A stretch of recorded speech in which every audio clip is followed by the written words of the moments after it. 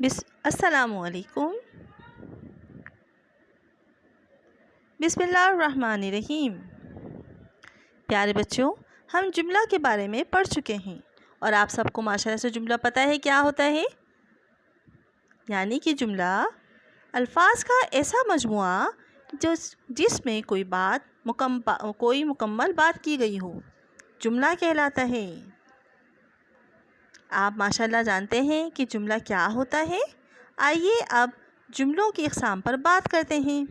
آج ہم جملوں کی 3 اقسام سمجھتے ہیں۔ نمبر 1 اقراری جملے، نمبر 2 انکاری جملے، نمبر 3 استفہامیہ جملے۔ نوٹ: اقراری اور انکاری جملوں کے آخر میں ختمہ آتا ہے اور استفہامی جملے کے آخر میں سوالیہ نشان آتا ہے۔ پیارے بچوں، اقراری جملے ایسے جملے جن میں کسی کام کے ہونے کی اطلاع موجود ہو اقراری جملے کہلاتے ہیں۔ یعنی کہ ایسا جملہ جس میں کسی کام کا ہونا بتایا جا رہا ہے۔ مثالیں ہیں: نمبر 1 زیدان نے پانی پیا، نمبر 2 راحمہ نے کھیر پکائی، نمبر 3 کل اسکول کی چھٹی ہوگی، نمبر 4 آج شام بارش کا امکان ہے۔ آپ نے دیکھا پیارے بچوں، ان سب کے اندر کسی کام کا ہونا بتایا جا رہا ہے کہ وہ کام ہوگا یا ہو چکا ہے یا ہونے والا ہے۔ ایسے تمام جملے کیا کہلاتے ہیں؟ اقراری جملے کہلاتے ہیں۔ انکاری جملے ایسے جملے جن میں کسی کام کے نہ ہونے کی خبر ہو انکاری جملے کہلاتے ہیں۔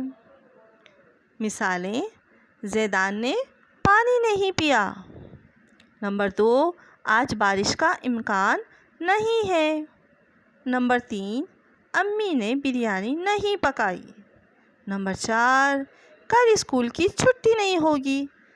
پیارے بچوں، آپ نے دیکھا ان تمام مثالوں میں نہیں کا لفظ استعمال کیا گیا ہے۔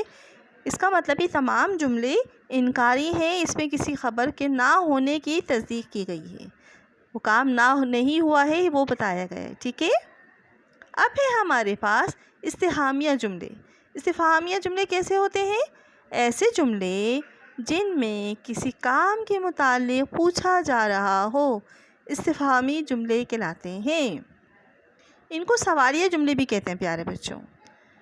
مثالیں: کیا تم میرے گھر آؤ گے؟ نمبر 1، نمبر 2 کیا کل بارش کا امکان ہے، نمبر 3 گرمیوں کی چھٹیاں کب ہوں گی، نمبر 4 کیا راحمہ نے بریانی پکائی ہے۔ پیارے بچوں، آپ نے دیکھا اس تمام جملوں کے آخر میں سوالیہ نشان لگا ہوا ہے اور یہ ان میں کسی کام کے متعلق پوچھا جا رہا ہے۔ یہ استفہامیہ جملے بھی کہلاتے ہیں اور سوالیہ جملے بھی کہلاتے ہیں۔ گھر کا کام۔ سرگرمی نمبر 10 مندرجہ ذیل اقراری جملوں کو انکاری اور استفہامیہ جملوں میں تبدیل کیجیے۔